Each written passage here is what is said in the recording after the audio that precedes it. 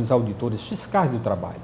E para tratar deste assunto, nós estamos recebendo aqui nos estúdios do Dr. Manuelito Eduardo Campos, da Faculdade Integrada da Grande Fortaleza, com muito prazer, o Dr. Antônio Parente da Silva, ele é juiz do Tribunal Regional do Trabalho, ex-presidente do Tribunal Regional do Trabalho, TRT. O outro convidado é o Dr. Pedro Jairo Nogueira Filho, é auditor fiscal do trabalho no Ceará, professor universitário de Direito do Trabalho.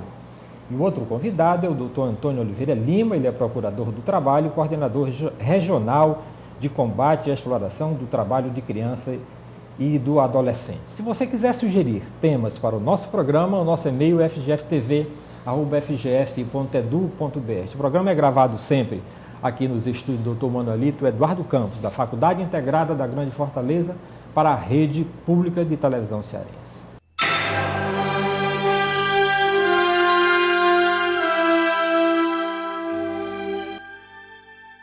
Reunindo grandes nomes nacionais e do âmbito do trabalho para discutir relações trabalhistas e o compromisso da busca pelo trabalho digno, o Sindicato Nacional dos Auditores Fiscais do Trabalho promove o 28º Encontro Nacional dos Auditores Fiscais do Trabalho.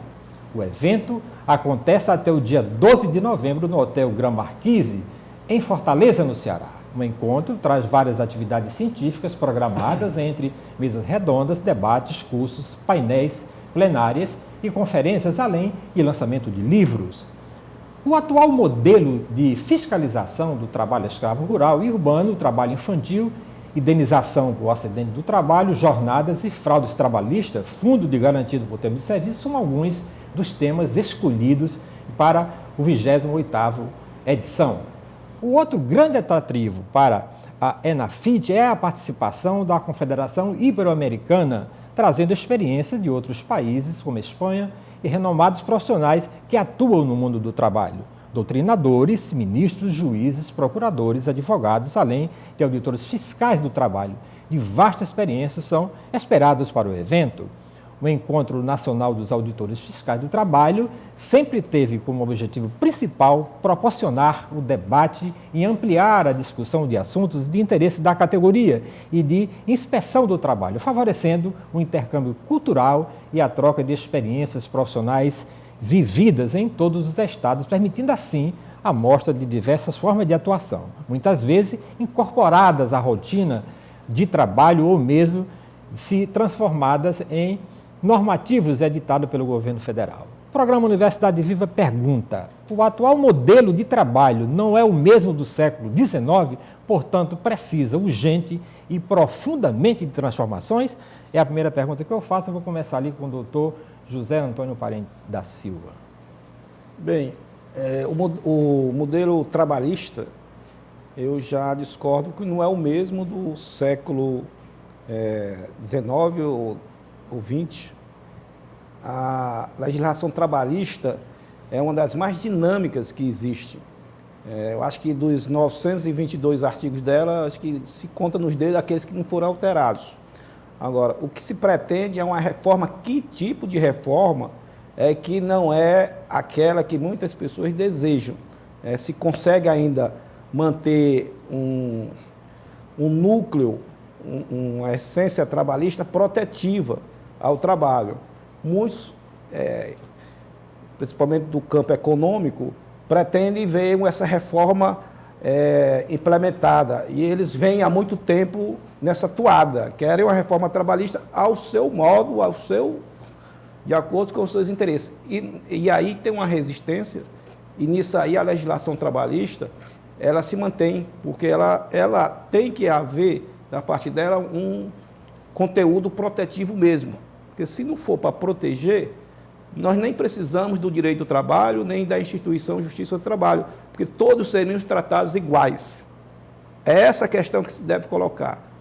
Deve existir ou não um direito para proteger, no caso, o hipossuficiente, que é o trabalhador, já que existe uma desigualdade de fato entre quem é o organizador dos meios produtivos e aquele que fornece simplesmente a sua força de trabalho. Há exemplo do que existe também na proteção ao consumidor. Existe um código que é mais recente do que a própria CLT, que tem esse viés protetivo. É de se perguntar por que se proteger o consumidor? porque o fornecedor do serviço, quem produz, ele geralmente é um ser coletivo e o consumidor é um ser individual. Como existe uma desigualdade de fato, se entendeu que se justificava uma proteção a esse consumidor hipossuficiente, que ele é mais frágil quando vai ter um relacionamento com o produtor ou fornecedor do produto. De igual feita no mundo do trabalho. O trabalhador é ele individualmente, enquanto que a empresa é uma organização. Então, como ele não tem a força suficiente para colocar seus interesses, é que vem a lei atribuindo um sistema protetivo a ele. Então, isso é que às vezes se coloca em debate, em questionamento, e dizendo que a legislação trabalhista precisa ser desregulamentada, tem que haver uma desregulamentação. Se prega até que o negociado prevaleça sobre o legislado, que é o fim do direito do trabalho. É isso que se pretende. Mas, como já se provou isso no século XVIII, no século XIX, que isso não faz bem à sociedade, que a sociedade, quando se coloca nenhum controle, nenhum marco regulatório, o forte acaba engolindo o fraco. Então, foi provado historicamente que isso não é benéfico para a sociedade como um todo. Porque começou a haver trabalho infantil, de forma descontrolada, trabalho sem controle na jornada de trabalho, da quantidade de horas. Quer dizer, quando você deixa o Estado ausente, o Estado sem nenhuma participação nesse assunto, prevalecendo o negociado, fica a lei da selva. Some o patamar mínimo civilizatório que o direito do trabalho tenta fornecer. Por isso que eu digo, a legislação é modificada, mas não nesse viés. Ela é modificada, muitas vezes uma lei precisa ser aperfeiçoada, surge uma maneira de trabalhar diferente, com a introdução de novas tecnologias, e a legislação tem acompanhado isso. Não nessa vontade que se pretende de mudança. Ok. Doutor Pedro Jairo Nogueira Filho. A pergunta é bastante aberta, né? A gente vai tentar trabalhar em cima das ideias básicas. Nós consideramos a carteira de trabalho, chamamos assim, o passaporte da cidadania. No capitalismo, e a gente não está fugindo da ideia do sistema capitalista, a carteira de trabalho permite, como o doutor Parente falou, aquele estabelecimento daquele patamar civilizatório mínimo, trazendo, por exemplo, o salário mínimo, a jornada máxima, a idade mínima para o trabalho. Então, a intervenção do Estado se dá tentando trazer dignidade àquela relação capital-trabalho, que é conflitante por natureza. E a carteira de trabalho, ou seja, o emprego formal, até que se prove o contrário, e num país ainda que nem conseguiu colocar na prática a maioria das suas leis, né? Não tem educação de qualidade, tem problemas sérios de segurança, por exemplo, e de saúde. Então, a gente entende que a carteira de trabalho é, pelo menos, uma entrada pela porta da frente daquele hipossuficiente no mercado de trabalho. É óbvio que as alterações que se processam a todo momento na dinâmica, né, capital-trabalho, fazem com que nós que trabalhamos no direito do trabalho tenhamos que ter a sensibilidade de verificar se ali há um emprego mesmo ou se há outro tipo de relação. Por exemplo, a questão do microempreendedor individual. Ele pode ser utilizado, inclusive, que é uma ideia que está sendo, vamos dizer assim, muito debatida hoje, para fraudar uma relação de hipossuficiência. Quer dizer, o documento pode trazer ali algo parecido com a ideia de autonomia, quando, na verdade, aquela autonomia não existe, né? Na verdade, se o trabalho é subordinado, ele tem que ser mais protegido do que aquele trabalho que não tem esse viés, vamos dizer assim, de uma dependência ou de uma ligação forte entre o empregado e aquele que o contrata. Então, para nós da fiscalização, e nesse caso nós comungamos aqui no Ceará de uma forma bastante intensa com o pensamento tanto da Justiça como da Procuradoria do Trabalho, o que a gente tenta é vamos dizer assim, nessa mutação constante que ocorre no mercado de trabalho, verificar se aquela cidadania não estaria sendo fraudada. Então, vamos dizer assim, esse é o grande desafio do auditor fiscal, sem se imiscuir na questão do lucro, da necessidade de se estabelecer uma condição mínima para que o negócio possa prosperar. A gente não tem essa intenção de prejudicar necessariamente o empresário. A gente tem que encontrar, no caso concreto, se não está havendo um mascaramento de uma relação subordinada. E se essa relação existir, a gente tem que desconsiderar aquele contrato civil, né? E, na verdade, verificar ali um contrato de trabalho.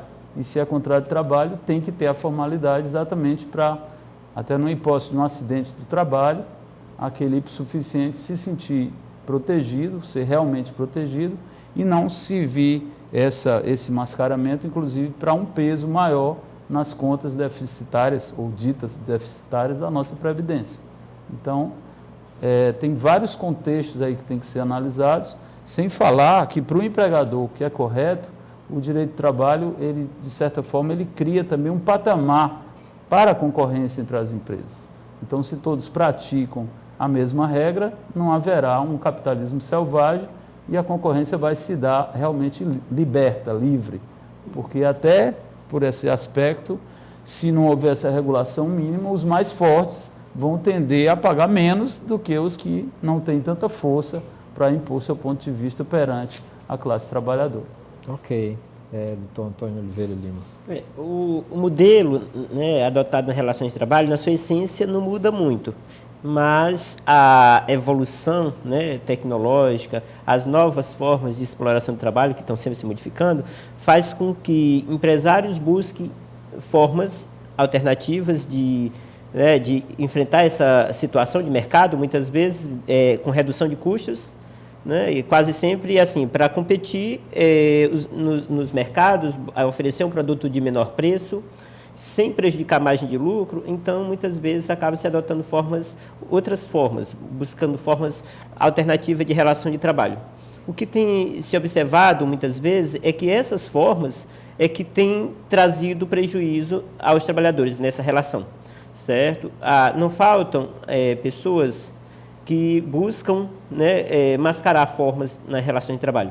E essa forma de mascarar, esse outro jeito, ou então, muitas vezes, assim, tentar descaracterizar uma relação de emprego do ponto de vista formal, quando de fato ela existe no plano real, é o que tem trazido muitos conflitos nas relações de trabalho. E hoje a gente observa muito isso, né, nas relações de trabalho precarizadas, na terceirização, né, de atividades, atividades que são muitas vezes atividades fim, né, atividade que é o objeto social da empresa. Temos até mesmo naqueles casos em que a atividade é meio que poderia ser terceirizada naturalmente, aceita pela jurisprudência, a gente tem visto que em muitos casos enfrentados pela fiscalização do trabalho, pelo Ministério Público, pela Justiça do Trabalho, tem sido evidenciado o desvirtuamento dos institutos, né? Cria-se com clareza e objetividade e também com base na preocupação do princípio da pessoa humana, o princípio da proteção do trabalhador, o princípio da dignidade da pessoa humana, criam-se institutos, né? E nesses institutos busca-se ampará-los de mecanismos que garantam essa proteção do trabalhador.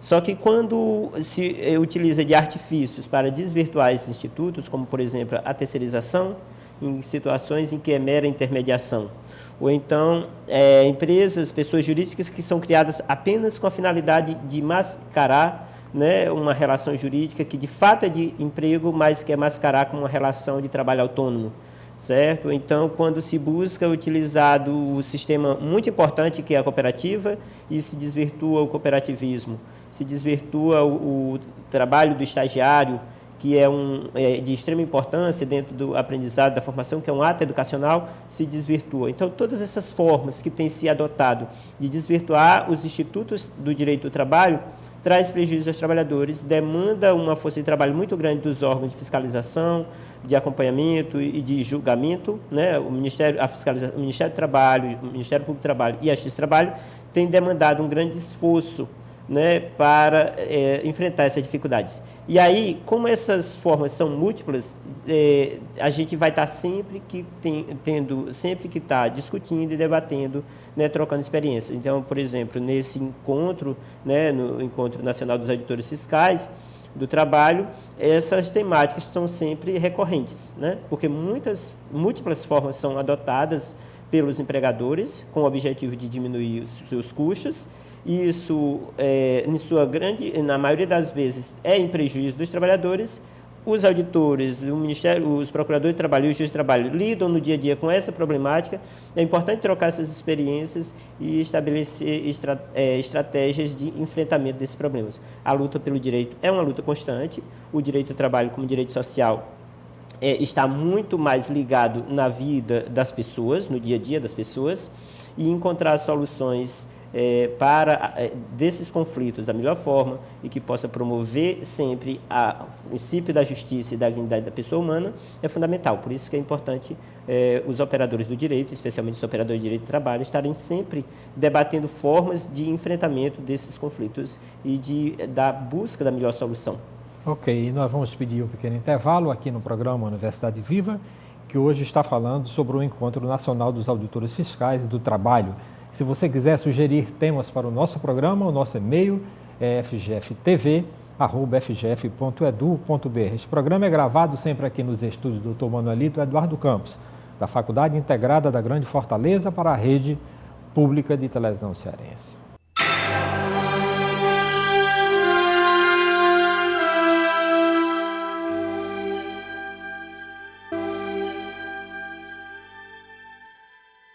O programa Universidade Viva está de volta. Hoje nós estamos falando sobre o Encontro Nacional dos Auditores Fiscais do Trabalho. Eu queria colocar aqui o doutor José Antônio Parente da Silva na conversa, meu parente até, né, doutor? Foi lembrado aqui do Código do Consumidor, né? Essa coisa maravilhosa que veio para o consumidor. Quando, por exemplo, né, um banco, vou citar um banco porque banco é aquele bicho que ganha muito dinheiro, a gente sabe, né? E quando os funcionários de um banco resolvem, entrar em uma greve que deixa toda a população, o outro lado, que somos nós os consumidores, né, sem aqueles serviços que nós pagamos por eles, isso, né, não seria mais ou menos comparado a uma violação do Código do Consumidor, esse direito de greve, né, do funcionário e parando todas as atividades econômicas? A questão é que o Constituinte resolveu tratar a greve como direito e não como um fato policial, como antigamente era tratado, né, como um evento criminal. Como é um direito com status constitucional, vamos dizer, é um direito que tem que ser exercido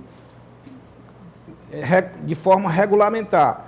Isso quer dizer prejudicando a população. Quer dizer o seguinte, que tem uma lei que vai estabelecer o modus operandi da greve. A greve não é um direito também absoluto, como nenhum direito no ordenamento jurídico é absoluto. Ele tem que ser exercido atendendo a classe que vive do trabalho, né? E também, se for uma atividade essencial, os interesses maiores da população. Né? Pronto, uma greve de ônibus, por exemplo. Setor bancário, uma greve de ônibus, 5 horas da tarde, os ônibus dizem, eu vou parar e acabou. Por isso que se justifica existir a instituição que quiser até acabar nesse viés economicista e neoliberal, quiser acabar com a instituição da Justiça do Trabalho, e no caso de greve, aí é que se revela a importância, porque a greve vai ser apreciada pela Justiça do Trabalho, de acordo com a lei que foi aprovada no Congresso Nacional, estabelecendo o modus operandi dessa greve. Se for em atividade essencial, o Ministério Público pode ajuizar a ação para que a lei de greve seja observada, porque tem uma série de condicionalidades que têm que ser obedecidas na lei de greve. Como eu disse, não é um direito absoluto que a pessoa faça a seu bel prazer e a seu modo. Tem que avisar com 72 horas a existência da greve. Tem que haver um percentual, se for no transporte público, de funcionamento da frota. Não pode haver, vamos dizer, depredação. Claro. Agora mesmo, Fortaleza se deparou com a greve, que o tribunal apreciou a questão, estabeleceu horários percentuais de funcionamento da frota, nos horários de pico e nos horários de não pico, estabelecendo percentuais diferentes. E, se descumprido, como foi de fato descumprido, o tribunal aplicou as multas. Quer dizer, não é um direito absoluto. Agora, como é um direito que o Constituinte tratou como tal, ele tem, né, que ser exercido, como é no mundo inteiro, né, novidade. Claro, claro. Foi uma conquista histórica da classe que vive do trabalho ter a greve, porque é um instrumento de fazer com que o patrão ceda alguma coisa. Porque o patrão, por origem, por definição, ele é muito forte. Se não houver uma greve, para pelo menos ele sentar numa mesa de entendimento, ele não senta. A greve, muitas vezes, é simplesmente para se negociar. Não havendo sucesso nas negociações, vai para um dissídio coletivo a ser apreciado pela Justiça do Trabalho. Quer dizer, a greve tem toda uma regulamentação a ser obedecida, né? É um direito, mas não um direito sem limites. Agora, tem que haver, da parte também do patrão, aquela boa vontade de negociar as novas condições de trabalho, né? Porque o direito de trabalho, ele, como foi dito aqui já, ele é uma maneira de o trabalhador conquistar a sua cidadania, né? Aliás, o direito de trabalho é a maior fonte de democracia social, já que o Brasil, o Constituinte, o povo brasileiro, adotou um Estado democrático de direito, esse democrático, essa palavra democrático, se exerce através do direito do trabalho. Porque sem trabalho o homem não é nada, já disse o poeta, o cantor. Então, o direito do trabalho, ele insere o trabalhador dentro do sistema capitalista. Veja a importância, senão, o que será do sistema capitalista se um trabalhador está inserido? Pois é o direito do trabalho, com um patamar mínimo civilizatório, que insere esse trabalhador dentro desse sistema. E é uma maneira democrática também de exercício da democracia, porque ele distribui poder. Os sindicatos participam das negociações, conforme previsão constitucional. Quando a negociação de caráter coletivo é obrigatória a presença dos sindicatos. Isso, já que nós adotamos um Estado democrático de direito, a contribuição do direito do trabalho nesse assunto, eu acho que é inconteste, porque ele faz com que a classe trabalhadora participe do sistema capitalista e participe também do poder, através do instrumento da greve, inclusive, e das mesas de negociação, e havendo com que, né, aquele que detém o poder econômico faça com que também haja uma distribuição de renda, que não se concentre a renda.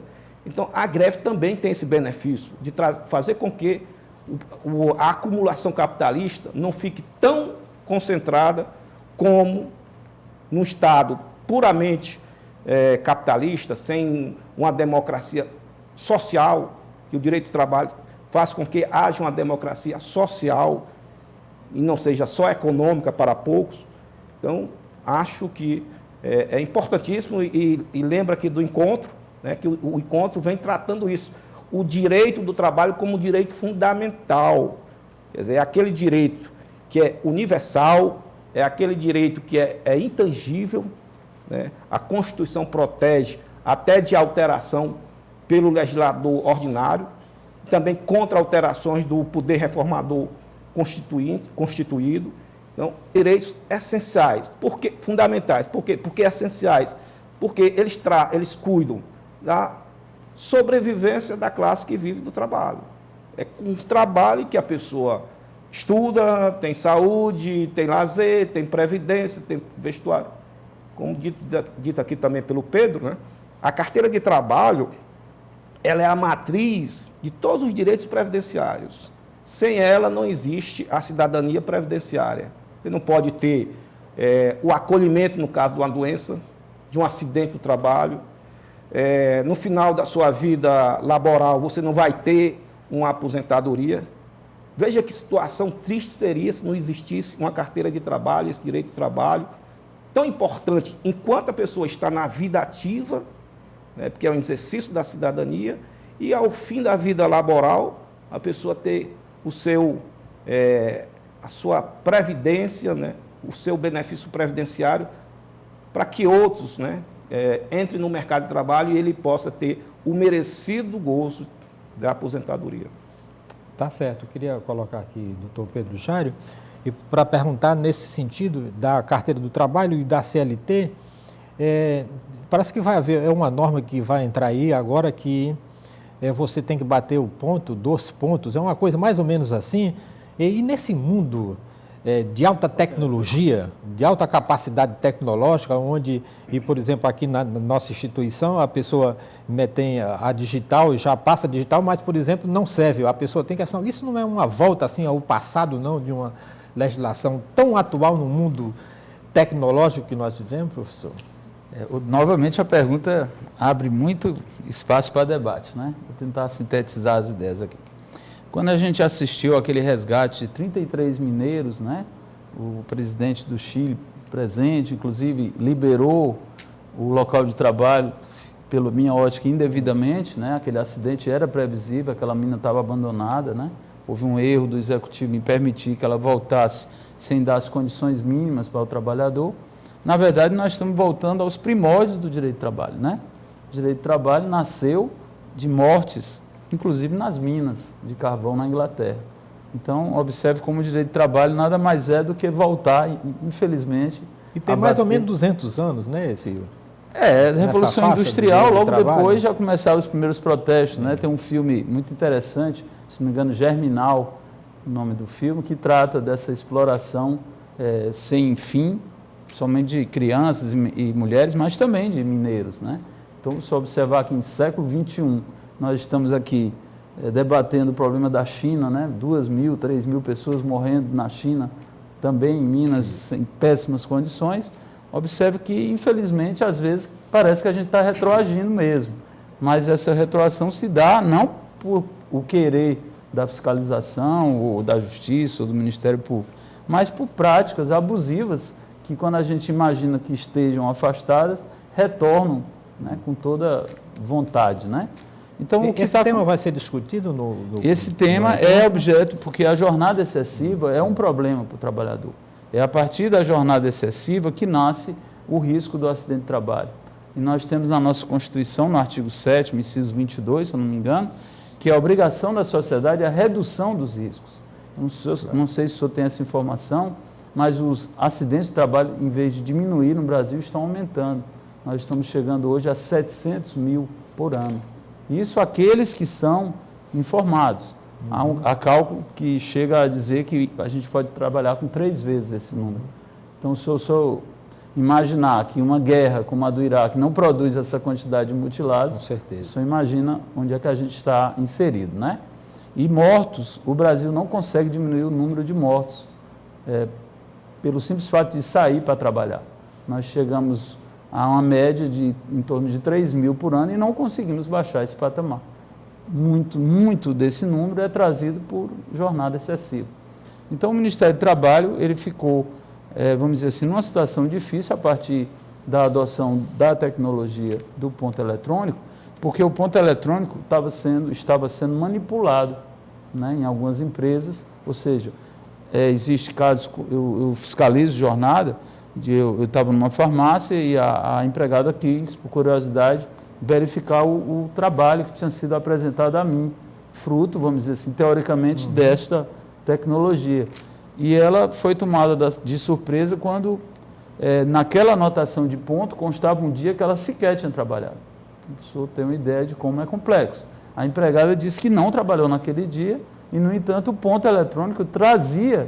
Pedro, você me permite? Certo. E tem uma lei já que diz que empresas que tenham mais de 10 empregados têm que ter o controle eletrônico. Exatamente. O que me parece que vem de inovação é que o empregado vai ter a comprovação. Para ele não ficar ao bel prazer. Né? Ele vai tirar o a ticket. máquina vai que causa polêmica, porque é uma máquina nova que vai necessitar de despender dinheiro, o empresário, para fornecer essa cópia de que ele fez as horas extras. Porque o grande problema na justiça do trabalho que se debate são as horas extras, porque se resume às provas testemunhais. Quando a lei já diz que com 10 empregados a empresa tem que ter um controle eletrônico. Só que tem, mas não fornece a prova para o trabalhador. E a lei, me parece, é que veio para facilitar a esse trabalhador, quando ele alegar, se ele estiver falando sério, ele tem direito às horas extras. E nada menor do que um documento fornecido pelo seu próprio empregador. Eu não entendo muito essa resistência. Me parece uma falta de boa-fé do empregador. Eu entendo até pelo lado econômico, que vai despender dinheiro. Aí eu acho que o governo poderia até dar um apoio. Mas, pelo lado da comprovação, da fidelidade, da boa-fé, eu acho que não deveria haver tanta resistência. O interessante... Desculpa, Não, que é isso. O problema é exatamente esse. A questão econômica sempre vai estar presente nessa discussão, é verdade. Mas observe que não é obrigada a empresa a adotar ponto eletrônico. Ela pode voltar, se ela preferir, para o velho ponto mecânico, que é bater o ponto. A expressão bater o ponto, é o relógio. Aquele relógio então, sempre foi fantástico. Né? E ali é a prova, né? Quer dizer, quando o empregado bate o relógio de ponto, ele está vendo, visualmente é permitido a ele, que foi consignado e é guardado, ali. Né? Pronto, e é consignado ali o horário que ele está entrando. Quando ele registra com a digital, quando ele entra só com a digital, desculpe a brincadeira, só Deus sabe qual é a hora que ele está marcando, porque ele não tem acesso, nem visual e muitas vezes nem depois. Né? Então, para o empregado lembrar daqui a um mês qual foi o horário efetivo que ele entrou, ele não consegue, só se ele tiver um caderninho que ele anote e quando tiver acesso ao documento da empresa, que no caso é um relatório, ele possa conferir dia a dia. Mas esses pontos digitais, se ele não bater dentro do horário, ele não bate mais. Ele tem um relógio, por exemplo. O cara entra 9 horas, ele tem até 9h15. Se ele não entrar, ele não bate mais o ponto. Mas o que eu estou querendo lhe explicar é que, por exemplo, se ele extrapolou a jornada, será que aquela extrapolação vai constar do relatório? Enquanto que no registro mecânico e manual, como é ele que coloca com a mão a hora, ele tem certeza que vai constar. Então nós voltamos ao passado com essa tecnologia. Pronto. Toda, né? Agora, só complementando para passar a palavra para os procuradores. Entenda, a máquina ela vai ter um custo a mais porque ela vai ter que ser registrada no Ministério do Trabalho para evitar a manipulação dos programas de informática. Como é uma máquina fechada, não vai ter como a pessoa manipular. E o programa vai ter um responsável técnico que vai responder judicialmente se adulterado aquele relatório. E vai nos poupar de um grande problema que é a comprovação das horas extras baseada só em testemunhos. Quer dizer, para o bom empregador, a concorrência leal está dada, porque ele vai ter um custo de um ticket que seria parecido com o custo que uma empresa de estacionamento tem, duas vezes por dia, porque o intervalo já pode estar pré-assinalado, e vai gerar uma economia enorme para a sociedade em termos de demanda judicial. Porque o empresário que trabalhar correto, ele não vai sofrer problema na justiça, porque ele vai estar documentado.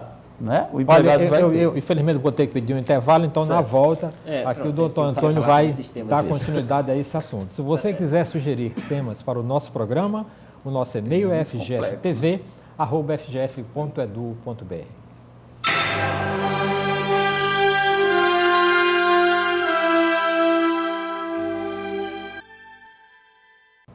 O programa da Universidade Viva está de volta. Nós estamos falando hoje sobre o Encontro Nacional dos Auditores Fiscais e no bloco anterior nós estávamos acaloradamente aqui discutindo, né, o bater ponto. O importante não é trabalhar, o importante é bater ponto. E o doutor Antônio Oliveira Lima queria entrar nessa conversa aqui. Né? Enquanto o doutor Parente, o doutor Pedro Jairo falava, eu estava aqui passando aqui algumas ideias, né? Infelizmente, doutor, esse é um problema, assim, que o problema das relações, as relações humanas, a relação de trabalho, né, se dá nesse campo, assim, na relação humana. A relação de trabalho é uma relação de direitos.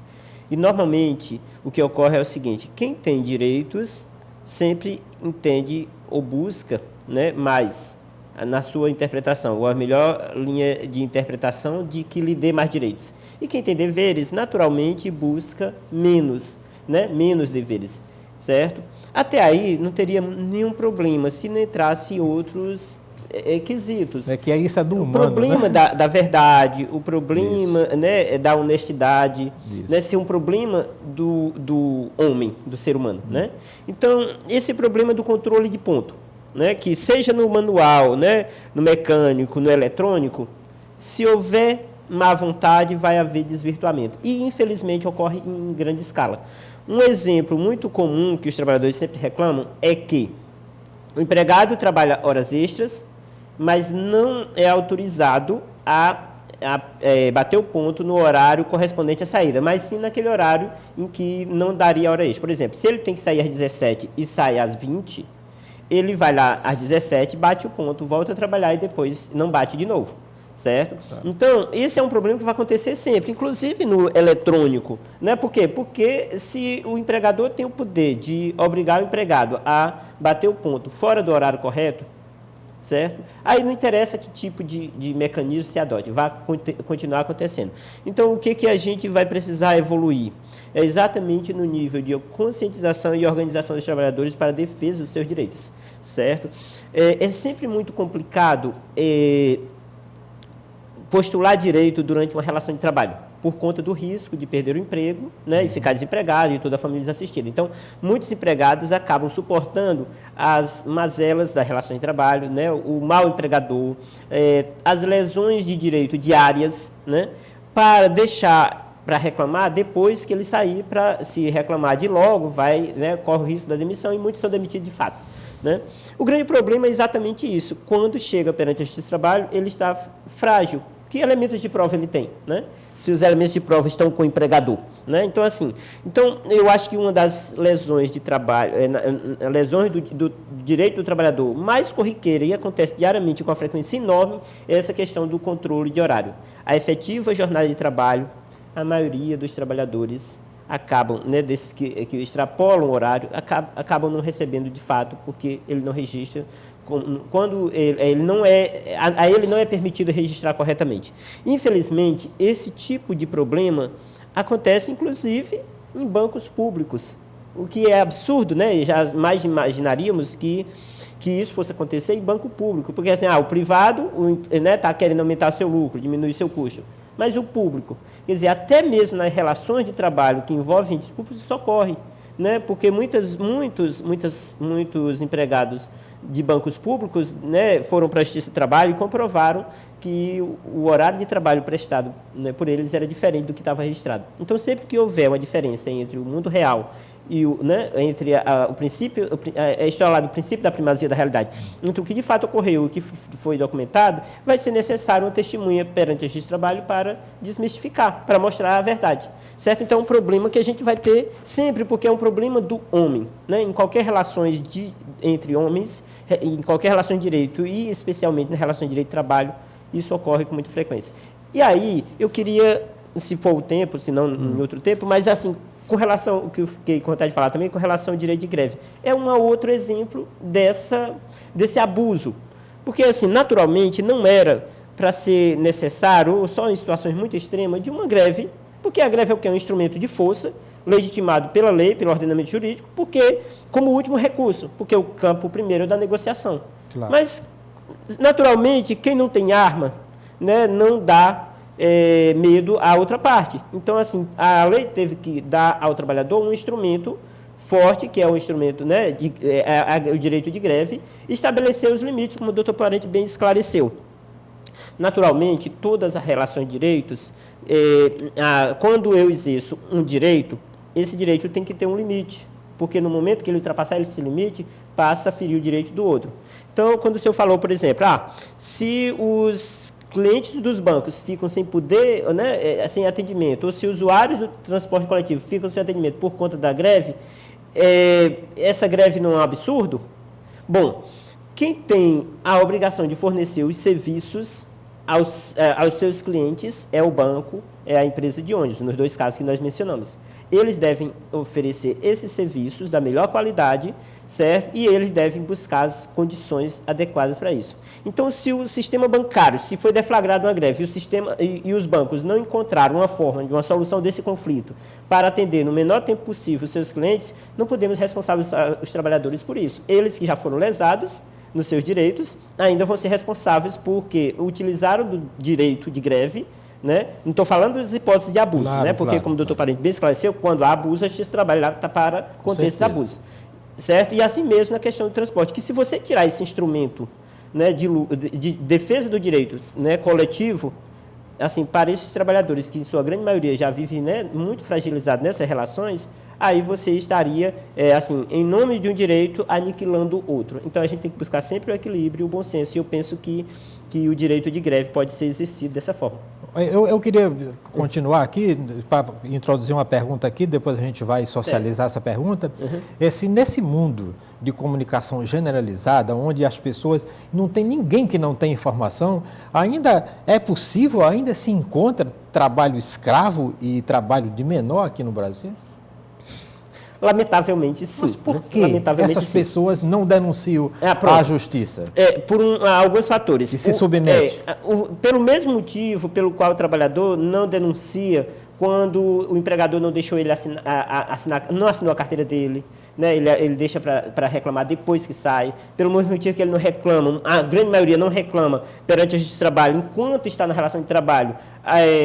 A questão muitas vezes, a questão do assédio, certo? Um meio ambiente de trabalho. Assédio moral. Assédio moral e também sexual, né? Mas sexual é para botar na cadeia direto. Pois então, mas eu digo assim, mas muitas vezes muitos trabalhadores acabam se submetendo às relações de trabalho indignas, né? Ou seja, ele está num trabalho indecente, indigno, relações indignas. Por quê? Porque ele vê logo o seguinte: amanhã eu estou desempregado, não encontro uma outra vaga. Como é que eu vou sustentar minha família? Então, quem se submete a situações de trabalho não decentes, seja trabalho infantil, escravo, né, degradante, a questão né, mesmo que não se caracterize nessas piores, né, formas, mas, por exemplo, na questão da jornada de trabalho, que é muito comum, ele está exatamente numa situação de fragilidade. Se você não tiver uma estrutura de defesa desse direito, através do sindicato, através do Ministério Público, através dos órgãos de fiscalização e da Justiça do Trabalho, certo? Ele nunca vai exercer esse direito. O que é que o senhor acha disso, professor? Essa questão. Da greve ou não? Não, da greve não. Da fragilidade, né? Da fragilidade das instituições, das pessoas, dos escravos, das pessoas que trabalham em regime de escravidão, ultrapassa o seu horário de trabalho, trabalho de menor. Eu concordo que não é uma questão só de informação. Muitas vezes o trabalhador ele é consciente dos seus direitos, ou então, de forma muito precária, ele sabe que está sendo lesado. Mas por que ele não reclama? O fator número 1, às vezes ele está no curso da relação do trabalho. Se ele for reclamar, ele não tem nenhuma estabilidade, nenhuma garantia no emprego que permita ele exercer esse direito mínimo de cidadão, que é o acesso à justiça. Os processos na Justiça do Trabalho geralmente são de ex-empregados, porque foram postos para fora e eles tentam, de forma regressiva, recuperar o que perderam lá atrás. E num tempo de espaço muito, muito curto, porque existe o fenômeno da prescrição. Ele só pode ajuizar dentro de um prazo. Quer dizer, embora ele tenha trabalhado mais tempo do que aquele, ele não vai poder reclamar todo o tempo laboral, só uma parte. Ele já tem um prejuízo aí. Então, não é por isso que ele não é por uma falta de esclarecimento de informação, é porque há circunstância no mundo onde tem desemprego, aonde, se ele não quiser aquele emprego, 10 ou mais querem, então ele acaba se submetendo a todo tipo de indignidade, que vai do assédio propriamente até o sexual, em cima geralmente de mulheres, o assédio moral, que é a pessoa está sempre extrapolando no comando, nas ordens, né? Vem daí também aspectos com relação à saúde e à higiene do meio do trabalho. Claro. A medicina do trabalho, muitas vezes não se obedece, o trabalhador sabe que porta ali uma situação de insalubridade ou de periculosidade, mas não reclama no momento adequado, deixa para depois pedir os adicionais. Então, um mundo capitalista é assim, né? Não tem estabilidade, não tem garantia de emprego.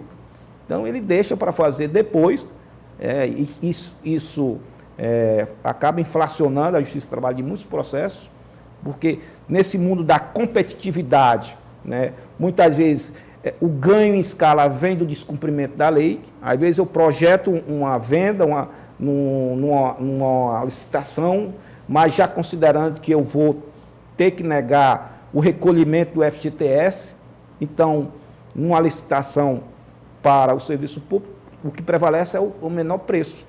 Então, se eu embutir um preço, se eu oferecer um preço e nesse preço não está embutido horas extras, fundo de garantia, carteira de trabalho, é claro que eu vou ser o ganhador. E mais, se eu fraudar de uma forma que foi tentada aqui no Ceará com muita força, através do falso cooperativismo, Eu digo que a relação é autônoma, eu digo que o empregador é o empresário, mas no dia a dia ele é um seletista, subordinado, inferiorizado, recebendo ordens, sob o poder de direção, de fiscalização, disciplinado o empregado, não mudou nada.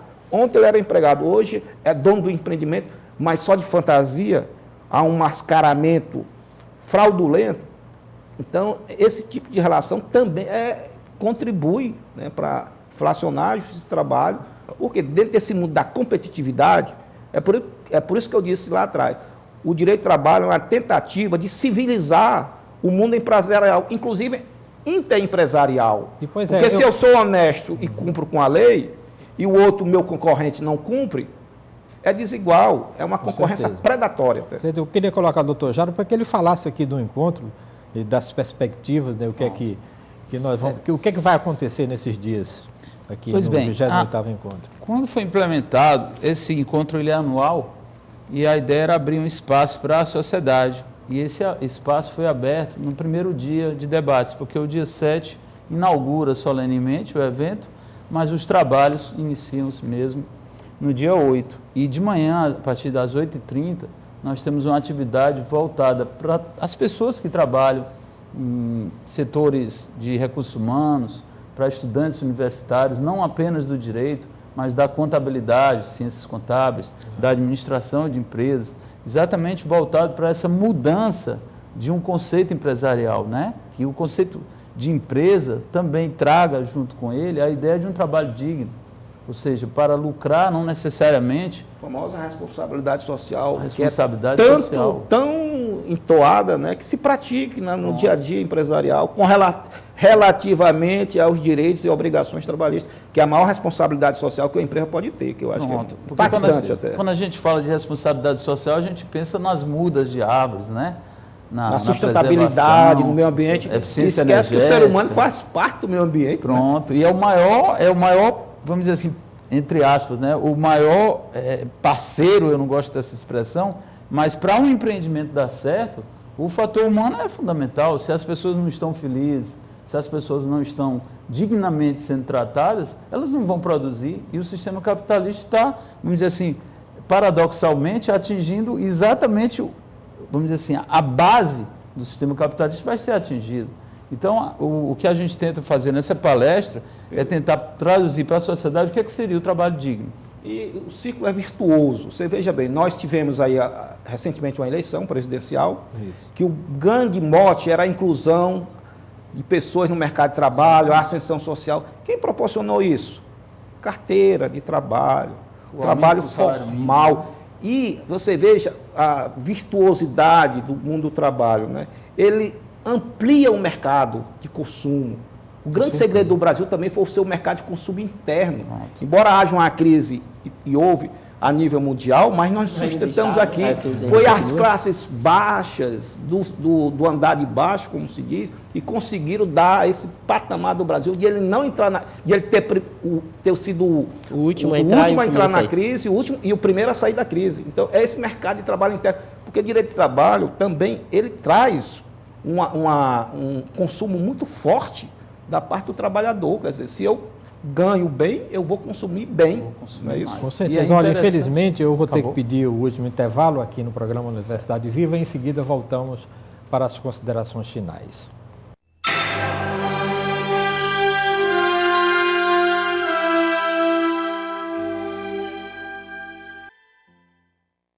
O programa Universidade Viva está de volta. Infelizmente, nosso tempo está chegando ao fim e cada um dos senhores tem 1 minuto para as suas considerações finais. Eu vou começar ali com o doutor José Antônio Parente da Silva. Eu, com muita alegria, constato, né, que nós estamos aqui a debater sobre o direito do trabalho e com muita alegria também que em Fortaleza vai sediar esse encontro nacional dos auditores fiscais, né? O valor trabalho, ele muitas vezes é tido como uma linha auxiliar da economia. Ele não pode ser. Ele tem que ser visto pelo lado social, dos ganhos sociais, porque senão pode até haver um esgarçamento social, a violência pode explodir se a gente não tiver pessoas incluídas no mercado de trabalho. E na década de 90, aqui no Brasil e na América Latina como um todo, houve uma política muito forte de desregulamentação, de flexibilização, que não provou bem. E se culpava muito o trabalhador até pelo desemprego.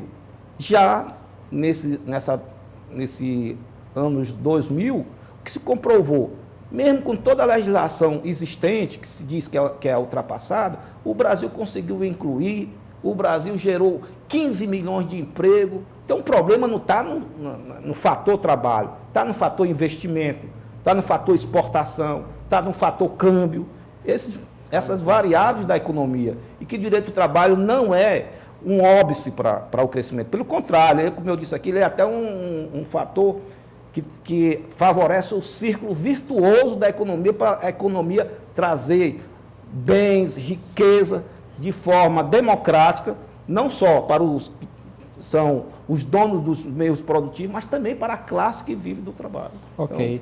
Doutor Pedro Jairo Nogueira Filho, o senhor tem um minuto. Em primeiro lugar, agradecer a oportunidade, né, de trazer, inclusive, para um debate pessoas qualificadas que vivem o mundo do trabalho intensamente, e dizer que o Ministério do Trabalho sempre estará aberto a esse tipo de debate, né, e que nós temos, além dessa palestra voltada ao público, também os encontros que vão tratar de fraudes.